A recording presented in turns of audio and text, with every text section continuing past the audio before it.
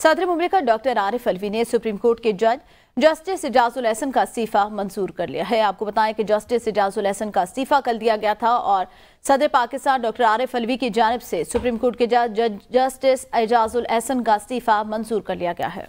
गुज़िश्ता रोज़ justice Ejazul Ehsan की जानिब से इस्तीफ़ा दिया गया था और इस इस्तीफ़े से मुतल्लिक आपको आगाह करें कि सदर मुमलिकत डॉक्टर आरिफ अलवी ने यह इस्तीफ़ा मंजूर कर लिया है।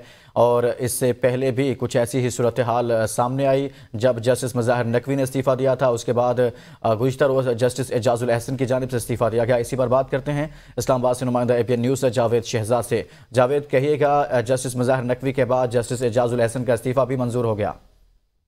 जी, कल शाम जस्टिस एजाजुल एहसन ने अपना इस्तीफा सदर पाकिस्तान को भिजवाया था हमारे सदर के सेक्रेटेरिएट में। आज हमारे सदर के सेक्रेटेरिएट की जानिब से उनका इस्तीफा मंजूर करने का बाज़ाब्ता एलानिया जारी कर दिया गया है, जिसमें बताया गया है कि सदर पाकिस्तान ने आइन के आर्टिकल जस्टिस एजाजुल एहसन ने आइन के आर्टिकल 179 और 2006 के तहत अपना इस्तीफा भी सदर पाकिस्तान को भिजवाया था। सदर पाकिस्तान ने जस्टिस एजाजुल एहसन का इस्तीफा मंजूर कर दिया है और इसके ऊपर वज़ीर आज़म ने इसके ऊपर इस्तीफे के हवाले से एडवाइस भी दी थी, जिसकी मंजूरी दे दी गई है। मैं आपको बताता चलूँ, कल भी एक इस्तीफा सदर पाकिस्तान ने मंजूर किया था। हमारे सदर का ज़राए का कहना है कि एक इस्तीफा उनको और आना है, हो सकता है कि वो आज शाम तक आ जाए, तो सुप्रीम कोर्ट के 3 जजेस जो हैं वो शायद मुस्तफी हो जाएंगे ये तीसरा इस्तीफा आने के बाद। जी ठीक, बहुत शुक्रिया, जावेद शहजाद आगाह कर रहे थे।